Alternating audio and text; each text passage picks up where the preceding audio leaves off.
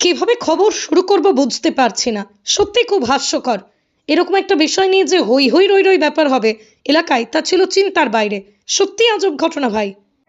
আমার ভুয়া শোনাতে আমি তো কোনোদিন শুনিনি যে 1.5 বছর পরে ছাগল ফিরে পাওয়া যায়। বিগত 1.5 বছর আগে হারিয়ে যাওয়া বুড়ি নামে অপূর্ব সুন্দরী গাভীন ছাগল ফিরে পেতেই ছাগল মালিকের খায়রাত দান সকলের মাঝে। তবে এখানেই শেষ নয়, ফিরে পাওয়া ছাগলের ইতিহাস জানাবো। জানলে অবাক হবেন। দেখবেন সম্পূর্ণ। শেয়ার এবং কমেন্ট করতে ভুলবেন না।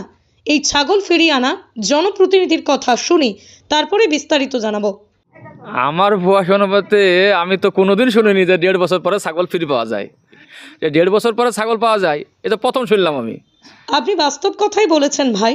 আপনার বয়সে যেমন আপনি শোনেননি, আমাদের বয়সেও আমরা এই ধরনের খবর করিনি, এই প্রথম। সত্যি হাস্যকর।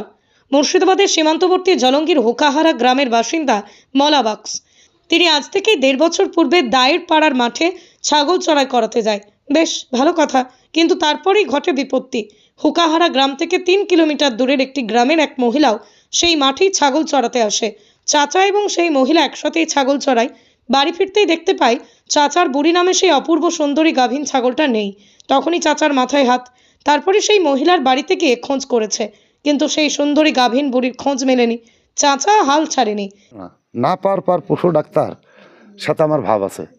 পশু ডাক্তার বলে কি যে চাচা আপনার ছাগলটা পারে না, আমি ঠিক আবার ওই মাঠেই ছাগল নিয়ে যায়। আর সেই বুড়ি নামে সুন্দরী ছাগলের কথা মনে করে আরো গুমড়ে কুমড়ে কান্নায় বুক ভাসায়। কাঁদে দুঃখ করে। হঠাৎ গত রবিবার সেই মাঠেই ছাগল চড়াতে গিয়ে মনে মনে ভাবে, মাহে রমজান মাস, যদি এই মাসে আমার বুড়িকে দেখতে পেতাম কতই না ভালো হতো। ঠিক সেই সময় নজর পড়ে বুড়ি নামে সেই ছাগলের দিকে। ভাগ্যে আমার আছে, রোববারে আমি গেছি ছাগল চড়াতে। বুড়ি বলে ডাকতেই চাচার সামনে এসে হাজির ছাগল, ন্যাজ নাড়াচ্ছে। তারপরে চাচার মুখে হাসি ফুটেছে। সেই মহিলাকে বলে, এটাই আমার ছাগল। মহিলা বলে, না এটা আমার ছাগল। তর্ক বিতর্ক শুরু হয়। আমার ছাগল গালা লিজে চর আছে, সামনে বেশি আছে, মেয়েটা মোবাইল বাজাচ্ছে, গান শুনছে আর ছাগল চড়াছে। দিয়ে আমার এই ছাগল ওই ওর ছাগল মধ্যে তখন বলছে ছাগল করতে পেলে ছাগল আমার। আমি সোজাসুজি বলছি ছাগল আমার।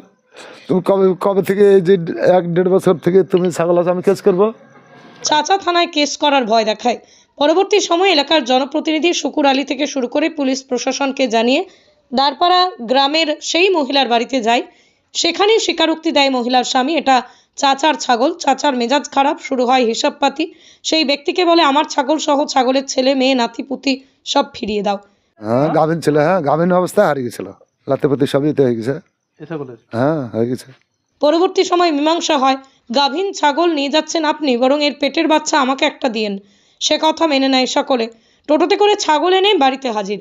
1.5 বছর পর বুড়ি নামে ওই সুন্দরী ছাগলকে দেখতে পেয়ে বাড়ির পরিবার আনন্দে আপ্লুত। দোকান থেকে বিস্কুট কিনে সকলের মাঝে বিতরণ করেন খায়রত। আর কি বলবো, এই পর্যন্তই। জলঙ্গি থেকে মধুবাবুর রিপোর্ট, স্টোরি বাংলা। শুধু খবর নয়, সবার কথা সবার কাছে। এর রোজা ইফতারের পরে সাথে যায় এবং ওই মহিদুলের সাথে থানাতে কথা হয়।